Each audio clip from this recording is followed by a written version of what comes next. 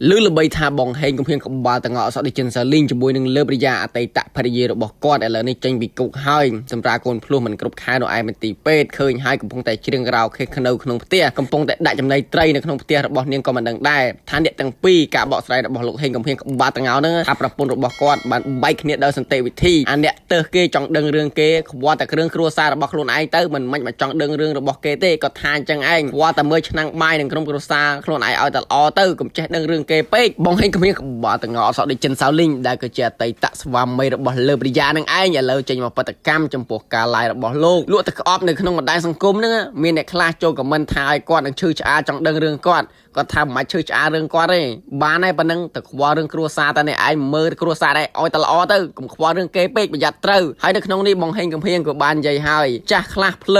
ើចេញមកខមមិនចង់ដឹងតែរឿងគេចូលមកអត់មានសួរអីទេសួរតែចង់ដឹងតែរឿងគេមិនចឹងគាត់ថាចាស់ដឹងតែចាស់មកចាស់ចេញមកឲ្យគេដកស្កូវប្រយ័ត្នដកក្បាលដាក់ក្បាលមកស្បែកជើងអានឹងក៏អត់បាបដែរបងហេងកំភៀងក៏ចង់និយាយថាអញ្ចឹងព្រោះតែលោកហេងកំភៀងក្បាលទាំងអត់សក់ដូចចិនសាវលីងពងើលក់ទឹកក្អប់ហ្នឹងគាត់មិនចង់មានពាក្យថាគាត់បំពោសសង្គមទេជាពិសេស MMO ឬអ្នកសារព័ត៌មានមិនមានអាជីវវិជ្ជាជីវៈត្រឹមត្រូវចុះផ្សាយមកបំពោសសង្គមវល់បែកអាចនៅក្នុងនេះជាពិសេសអាអ្នកសារព័ត៌មានភ្លើគាត់និយាយថាអញ្ចឹងឯងគាត់ចង់និយាយថាអាអ្នកសារព័ត៌មានខ្លះវាចង់បានតែយូរចង់បានតែ like share ទេចេញមកឯណាចេះដឹងរឿងឈឺឆ្អាលរឿងគ្រួសារគេឯណាអត់មានខួរទេអីគាត់ចង់និយាយថាអញ្ចឹងអាត្រំបានដកក្បាលស្បែកជើងលើឥឡូវបង្ហាញកំៀងចេះប្រើពាក្យសម្ដីដ៏ក្រោកគ្រៀតផងនឹងបានថាការអត់ធ្មត់មានដែកកំណត់តែគាត់អត់បានទេត្រូវហើយអ្នកខ្លះមួយចំនួនបើអ្នកខ្លះចង់ដឹងរឿងគាត់បង្ហាញកំៀងក៏បាននិយាយថាណជីទៅផ្ទះគាត់ទៅសួរគាត់ដល់ផ្ទាល់ថាគាត់បានបែកគ្នាជាមួយនឹងអតីតភរិយារបស់គាត់បែកគ្នាតាមរយៈណាដល់សន្តិវិធីមួយណាបើយើងចង់ដឹងច្បាស់ជិះឡានម៉ូតូឬក៏ម៉ូតូដុប pass up អីមកសួរគាត់ដល់ផ្ទះណែមិនមិនអាណាខមមិននៅក្នុង Facebook ការ live រ៉ូស៊ីរបស់គាត់ទេបង្ហាញកំភៀងប្រហែលជាគាត់ធុញហើយអញ្ចឹងបើថាមនុស្សយើងអត់ទ្រាំបានណាឈឺឆ្អាតតែរឿងគេមួយថ្ងៃរឿងគ្រួសាររបស់ខ្លួនឯងអត់មានខ្វល់តែឈឺឆ្អាតតែរឿងគេឆ្ងល់ហ្មងអត់មានយល់អីបដិបញ្ហាគ្រួសារនីមួយចង់ឲ្យគាត់លាតត្រដាងណាទៀតឆ្កឹះឆ្កៀឲ្យគាត់និយាយអីទៀតបើរឿងវាបញ្ចប់ទៅហើយអារឿងលើប្រយានឹងបងហេងកំភៀងបាទទាំងអត់សក់ដូចចិនសាលីងដែលលើប្រយាបានចេញពីគុកនឹងបានសម្រាប់ព្យាបាលនៅឯមន្ទីរពេទ្យកើតកូនភ្លុំមិនគ្រប់ខែហើយមិនមានប្តីមើលថែដោយសារតែការរស់នៅជាមួយគ្នាមិនចោះសម្រងនឹងឯងទើបបើពួកគាត់បានបែកគ្នាប្រេះឆាយ៉ាស់យេងគ្នាអស់លីងដោយសារតែបញ្ហាគ្រួសារមិនដឹងថាការរស់នៅរបស់ពួកគាត់មិនដឹងថាវាមិនចោះសម្រងឬកម្មប្រកបដោយសាររឿងអីនោះទេបញ្ហាគ្រួសាររបស់គេយើងមិនគួរឆ្កឹះឆ្កៀលឲ្យគាត់និយាយអ្វីទៀតនោះទេយើងបានឃើញហើយលើប្រយាបានកើតកូននៅឯមន្ទីរពេទ្យមិនមានប្តីមើលថែមានឈ្មោះថាប្រពន្ធកើតកូនមកអត់ប្តីមានតែកូនរបស់នាងឯងមិនទៅមើលថែម៉ែនាងក្នុងមន្ទីរពេទ្យយកមើលឃើញទេអីរួចឯងបង្ហាញកំហៀងនៅតែផ្ទះជួបជុំគ្រួសាររបស់គាត់មិនខ្វល់អំពីប្រពន្ធរបស់គាត់ដោយសារតែលេងលះគ្នានឹង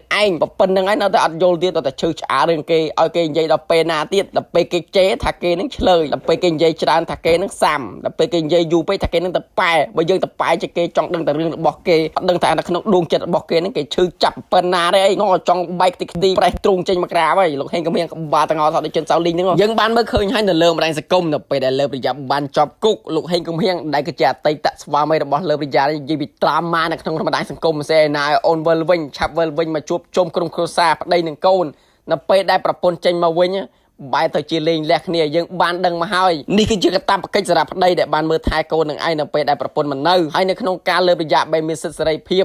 មានសិទ្ធិចេញបរោះនៅក្រៅឃុំនឹងកើតកូនសម្រាប់ព្យាបាលនៅឯមន្ទីរពេទ្យកើតកូនភ្លុំមិនគ្រប់ខែហ្នឹងក៏មិនមែនតែកូនសម្បត្តិរបស់លោកហេងកំភៀងក្បាលទាំងអស់អសតចិនសាវលីងដែលបាននិយាយកោនៅលើបណ្ដាញសង្គមដែលបានត្រាម៉ានេះមិនមែនតែគាត់ម្នាក់ទេគឺដោយសារតែសិទ្ធិអំណាចរបស់ចៅក្រមនិងតុលាការដែលបានផ្ដល់សិទ្ធិឲ្យនាងរស់នៅក្រៅឃុំនិងបងប្អូនមហាជនទូទាំងប្រទេសមានទឹកចិត្តស្ដោះប្រណីអញ្ចឹងហើយយើងគួរតែដឹងទៅការអាណិតចំពោះលើប្រយានេះវាសិតតែមានការអាណិតរៀងខ្លួននឹងឯងព្រោះតែគាត់បាននិយាយនឹងពាក្យពេចន៍សម្ដីនិយាយរបស់គាត់ហ្នឹងគឺវាមិនសមប្រកបជាមួយនឹងស្ថានភាពអញ្ចឹងហើយបានច្បាប់ជាអ្នកដាក់ទោសគួរតែយល់ទៅពេលហ្នឹងដល់ពេលដែលបានឃើញនាងមានពោះមានពងកើតកូនហើយនាងមានទិដ្ឋាតំងន់ដេកនៅក្នុងគុកពិតជាសំណោះនាងមែនទែនហើយនាងបានកើតកូនមកមិនមានប្តីមើលថែយើងគិតមើលទៅបើយើងជាមនុស្សស្រីដូចគ្នាយើងគិតអំពីចំណុចហ្នឹងមិនមានអ្នកណាមើលថែវាពិតជាឈឺចាប់នៅក្នុងដួងចិត្តរបស់យើងយ៉ាងខ្លាំងកើតកូនមកភ្លួចមិនគ្រប់ខែទៀតមិនមានគេមើលថែបាត់ភាពកក់ក្ដៅអំពីប្តីដឹងប្តីនៅណាអញ្ចឹងបានថាមនុស្សយើងគួរតែយកចិត្តគេយកមកដាក់ចិត្តយើងកន្លែងហ្នឹងបានដឹងថាវាឈឺចាប់មិនមែនថាចេញមកចង់ដឹងតែរឿងគេឲ្យគេឈឺឆ្អាលឲ្យគេនិយាយតែប៉ែនៅក្នុងបណ្ដាញសង្គមឲ្យគេឆ្កឹះឲ្យគេចង់ដឹងរឿងមិនអញ្ចឹងហាកូននេះគឺជាកូនអ្នកណាកូនបង្ហេងកំហៀងមែននៅតែឈឺឆ្អាលអញ្ចឹងមិនបង្ហេងកំហៀងមិនព្រមតែមើល ឬក៏លើប្រយ៉ាទៅដេកជាមួយណានេះមិនមែនជាកូនរបស់បង្ហាញគ្នានៅតែវេកញែកចង់តែដឹងរឿងគេតែប៉ែចឹងមកតែពេលគេជេរថាភ្លើថាគេនឹងឆ្លើយទៀតបង្ហាញកំហៀងអ្នកជេរនេះខ្ញុំដឹងហើយបងប្អូនគិតមិនគិតទេខ្ញុំដឹងឥឡូវនេះនាងលើប្រយ៉ាក៏បានឃើញហើយមានសិទ្ធិសេរីភាពបរោះនៅជាធម្មតានឹងបានកើតកូនភ្លោះនៅឯមន្ទីរពេទ្យមិនគ្រប់ខែរីឯកូនភ្លោះរបស់នាងក៏មិនបានបញ្ចេញឲ្យអ្នកណាក៏បានឃើញនៅលើបណ្ដាញសង្គមដែរមិនដឹងថាកូនរបស់នាងសុខភាពយ៉ាងណាអីយ៉ាងណី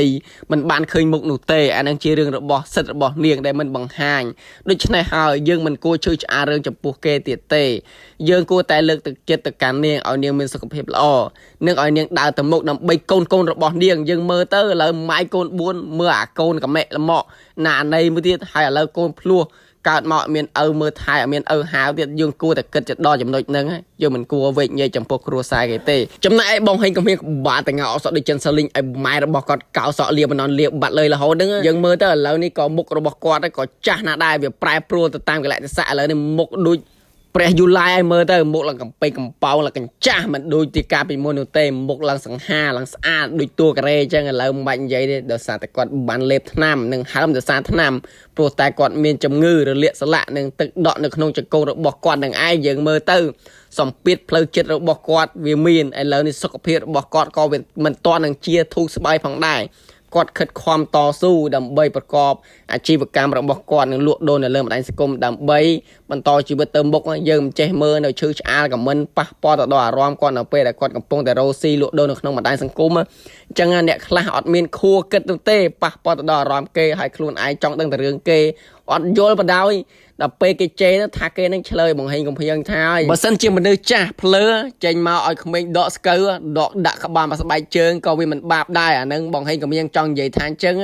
ដឹងហើយបានថាការនិយាយស្ដីឬចង់ដឹងរឿងគេអាស្រ័យទៅលើគេបើគេចង់លាតត្រដាងគេប្រាប់បើគេមិនចង់ប្រាប់គេស្ងាត់ប៉ុណ្្នឹងហើយយើងមិនគួរឆ្កឹះឆ្កៀលអីទៀតនោះទេគួរយល់មើលលើវិញ្ញានាងពុះពៀគ្រប់សពបែបយ៉ាងឥឡូវនាងបានចេញពីគុកមានសិទ្ធិសេរីភាពនាងមិនខ្វល់ទេនាងកំពុងតែច្រៀងការ៉ាអូខេនៅលើបណ្ដាញសង្គមលើកមុនច្រៀងនៅក្នុងរឹងប៉ើយច្រៀងមិនខ្វល់អំពីក្បាលណាជាក្បាលណាផងឥឡូវនេះច្រៀងភ្លេងការនៅក្នុងផ្ទះរបស់នាងវិឡាស្ដុកស្ដំអត់ខ្វល់ចង់ឲ្យនាងលាតត្រដាងអំពីរឿងប្តីរបស់នាងអីទៀតនាងកំពុងតែមើលថែកូនអត់មើលទេអីគេតែឈឺឆ្អាលចំពោះរឿងរបស់នាងនឹងឯងឥឡូវនាងកំពុងតែយកចិត្តទុកដាក់យ៉ាងខ្លាំងអំពីសុខភាពរបស់នាងដើរត្រេកត្រាក់មិនតន់ត្រួតបួលផងហើយក៏ប្រឹងស្រែកចំទាននៅលើបណ្ដាញសង្គមជារឿងការ៉ាអូខេណាណោះឆ្កុយអាហ្នឹងក៏មិនដឹងដែរជាផ្លូវចិត្តរបស់នាងដែលនាងចង់ធ្វើ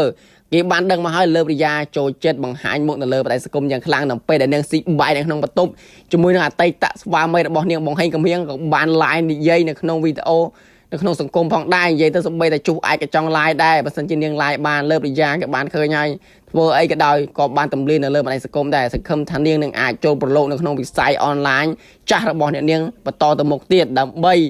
ជួយនៅក្នុងសង្គមស្រុកខ្មែរនិងជួយទៅកាន់អ្នកក្រផ្សេងទៀតអញ្ចឹងដើម្បីកូនរបស់នាងឆ្ពោះទៅមុខដើម្បីអនាគតក្មេងៗនឹងឯងហើយចុះបងប្អូនគិតយ៉ាងណាដែរចំពោះបង្ហាញកំហៀងគាត់បាននិយាយឲ្យថាគាត់បានបែកគ្នាជាមួយនឹងភរិយារបស់គាត់គឺលើប្រយ៉ានឹងឯងកាត់កូនភ្លុំមិនគ្រប់ខែមិនមានឪហាវបងប្អូនគិតយ៉ាងម៉េចជួយខមមិនប្រាប់ខ្ញុំខាងក្រោមផងគឺគាត់បែកគ្នាដោយសតិវិធីនឹងមិនមានរឿងអ្វីនោះទេដើម្បីទុកមុខគ្នារាប់កូនបងប្អូនខ្លះឈឺឆ្អាលរឿងគេជួយខមមិនប្រាប់ខ្ញុំម្នាក់មួយផងឲ្យខ្ញុំបានដឹងថាបងហេងកំភៀងកំពុងតែលាក់រឿងអីទៀតហើយជាមួយនឹងនាងលើប្រយ៉ាដែលបានសម្រាប់ព្យាបាលនៅឯមន្ទីរពេទ្យកើតកូនភ្លុំមិនគ្រប់ខែមិនមានប្តីមើលថែហើយក៏ជាអតីតភរិយារបស់លោកហេងកំភៀងក្បាលទាំងអស់សាឌីចិនសាលីនឹងឯងតែនាងរងថ្ងៃតែនាងមានសុខភាពល្អឬនៅបងប្អូនអ្នកដែលដឹងជួយខមមិនប្រាប់ខ្ញុំម្នាក់មួយផងរឿងរ៉ាវគ្រួសាររបស់នាងវាកំពុងតែយ៉ាស់យាយនៅលើបណ្ដាញសង្គមដោយសន្តិវិធីហើយបងប្អូនទាំងអស់គ្នាព័ត៌មានបងហេងកំភៀងក្បាលទាំងអស់សាឌីចិនសាលីបានបែកគ្នានឹងលេងលះគ្នាជាមួយនឹងលើប្រយ៉ាដែលក៏ជាអតីតភរិយារបស់គាត់បានបែកគ្នាដោយសន្តិវិធីនេះឥឡូវដល់ទីបញ្ចប់ហើយបងប្អូនរាល់ពាក្យពេចន៍សម្ដីនិយាយលើសលួសដល់អចេតនាណាមួយមិនសមរម្យក៏សូមបងប្អូនទាំងអស់គ្នាមេត្តាខន្តីជាស្អែរូបខ្ញុំបាទផងដែរសូមបងប្អូនទាំងអស់គ្នា